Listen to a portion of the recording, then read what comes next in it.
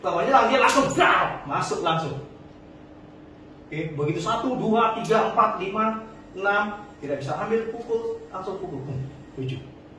Para praktisi Wing Chun, pecinta Wing Chun, dan juga penggemar Wing Chun, kita ketemu lagi di bedah Wing Chun yang kelima. Di pertemuan kelima ini kita akan melanjutkan kembali tentang karakteristik Yip Man Wing Chun yang nomor 2, yang dimana kemarin kita sudah bahas yang nomor 1 itu adalah tentang koordinasi 7 sendi. Yang nomor 2 kali ini kita akan membahas tentang pertarungan jarak dekat atau short range. Nah, pertarungan jarak dekat inilah yang akan membedakan Wing Chun itu dibandingkan dengan banyak bela diri yang lain. Kakek guru saya, Ong Shen Leong, itu pernah menyampaikan untuk menjadi seorang petarung Wing Chun yang bagus, kita membutuhkan 3 hal. Kalau dalam bahasa Kanton itu disebut Yat Dam, Yilik, Sam Gung Fu. Yat itu 1, Dam. Dam itu artinya adalah nyali.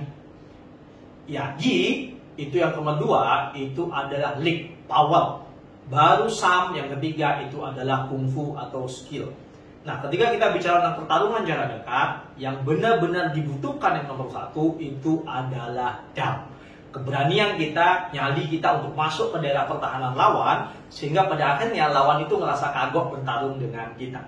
Dan inilah kenapa yang membuat Wing Chun itu menjadi sangat spesial dan superior dibandingkan banyak bela diri lain. Oke, sekarang saya akan panggil, maksudnya short range itu seperti apa? Saya akan panggil member kita lagi untuk membantu saya. Mas. Oke, ketika kita bicara tentang fighting, banyak sekali ketika kita fighting, lawan itu lebih memilih nyaman berada di jarak seperti ini. Sehingga ketika kita memukul, kita lebih memukul jarak-jarak yang jauh seperti ini. Sehingga ketika jarak jauh seperti ini, nah lawan kita jarak jauh seperti ini, pertanyaannya adalah jarak jangkauan itu menjadi sebuah hal yang sangat krusial. Karena perbedaan tinggi kita yang cukup berbeda, sehingga ketika partner saya seperti ini, saya seperti ini seperti saya main sama anak kecil. Nah, sehingga pada akhirnya ketika kita bicara tentang pertarungan, ya, ketika kita bertemu dengan lawan yang lebih tinggi, membuat petarung itu menjadi sangat sulit sekali untuk bisa masuk dan menyerang, sehingga menjadi inferioritas. Nah, disinilah konsep tradisional dari Wing Chun ini bisa berjalan.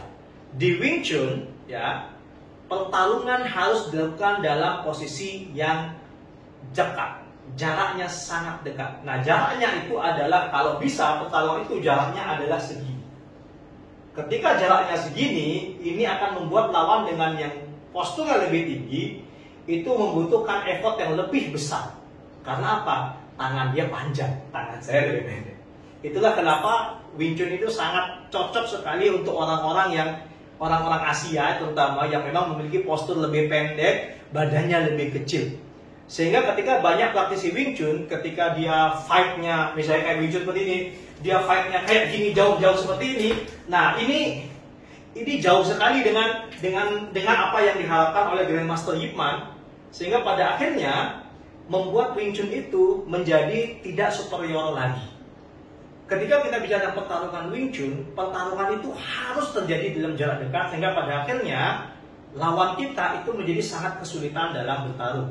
Contoh, ketika kita seperti ini, ketika lawan kita menyerang, kita tidak boleh seperti ini. Ini membuat lawan punya benefit untuk melakukan serangan lagi.